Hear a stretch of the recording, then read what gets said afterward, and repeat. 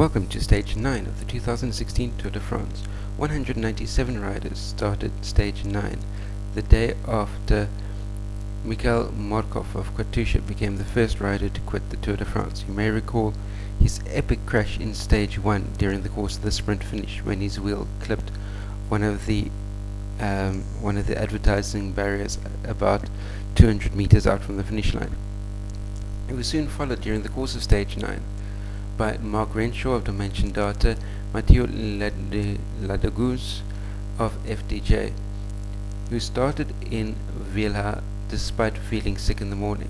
Feeling sick in the morning was also the case of Alberto Contador of Tinkoff, who had a raging fever first thing in the morning.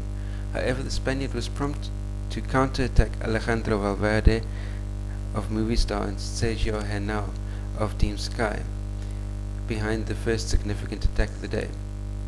Led by Thomas de Gent, it became a group of 45 riders, but it split up on the way to Porte Panaguia. 19 of them remained in the lead towards the top, but Contador wasn't able to hold the pace. Pino was first atop the first Category 1 climb of the day at kilometer 19, while the peloton led by Team Sky was only 1 minute 20 adrift.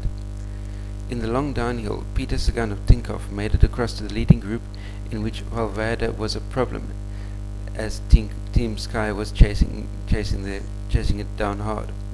The gap was down to 45 seconds by 53 kilometers when Valverde gave up, leaving 20 riders out at the front. With Valverde back in the peloton, Sky eased off and the peloton continued riding slowly and with a deficit of 6 minutes when Contador pulled out at kilometer 81, by that stage already 14 minutes 24, or should I say 8 minutes behind the peloton. The advantage of the breakaway group grew to 8 minutes 10 with 60 kilometers to go and 10 minutes with 50 kilometers to go.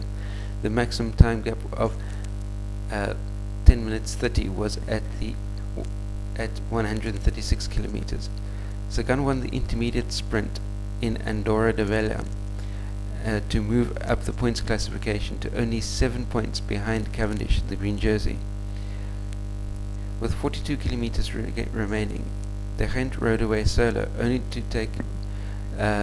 only to take the 5 points atop the second category climb of La Comela, but he also forged ahead until he completely cracked 4 kilometers before the summit of the first category Col de Balais, where Pinot increased his lead in the King of the Mountains competition to take the polka dot jersey in the Principality. Tom Dumoulin rode away solo with 12 kilometers before the 10 kilometer long uphill finish to Argelès. He made a gap of 50 seconds for himself and maintained a steady pace to fend off Rui Costa and Rafa Majka, who were chasing him down. The Dutchman stayed out front to take a stage win in 3 consecutive Grand Tours within the region of 1 year. The fight amongst the favourites started with 5 kilometers to go. Successively, Sergio Henao of Team Sky, then Richie Porte of BMC, then Dan Martin of Edix Quick-Step, and then Chris Froome sped up.